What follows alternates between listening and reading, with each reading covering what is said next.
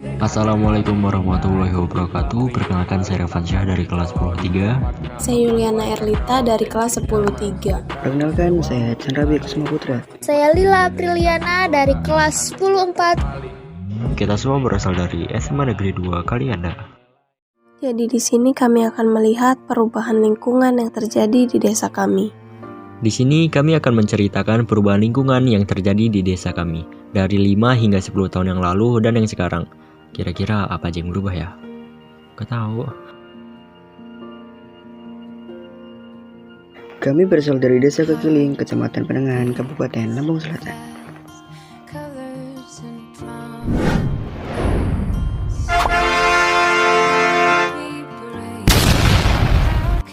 Perubahan yang terjadi di lingkungan rumah saya di 10 tahun yang lalu.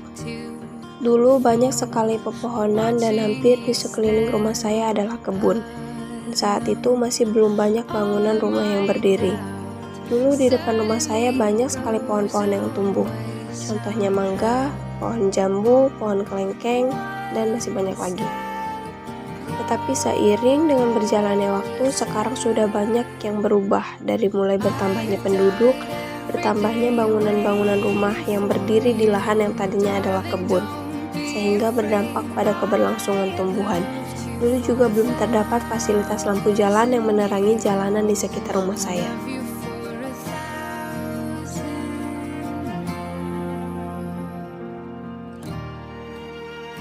Pada 10 tahun lalu, di lingkungan rumah saya terdapat kebun, banyak pepohonan, dan ada beberapa bangunan rumah. Ada juga masjid. Ada juga sungai yang bersih. Namun, akses jalan di rumah saya pada saat itu sangat jelek. Tapi sekarang sudah banyak yang berubah. Ada sisi baik dan buruknya dari perubahan tersebut. Sisi baiknya, masjid yang dibuat menjadi lebih bagus, akses jalan diperbaiki menjadi lebih bagus lagi. Tapi sisi buruknya, sungai menjadi tercemar karena ada pabrik yang membuang limbah ke sungai. Pepohonan sudah ditebangi karena dibuat untuk lahan perumahan.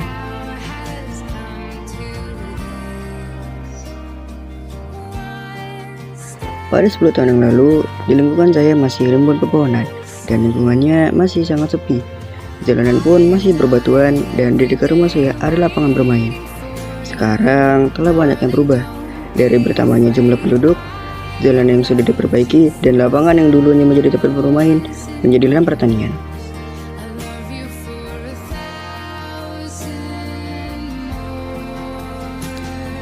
Kurang lebih 5 tahun yang lalu, di lingkungan saya terdapat bangunan yang dikelilingi semak-semak dan pohon jambu sehingga terlihat amat menyeramkan.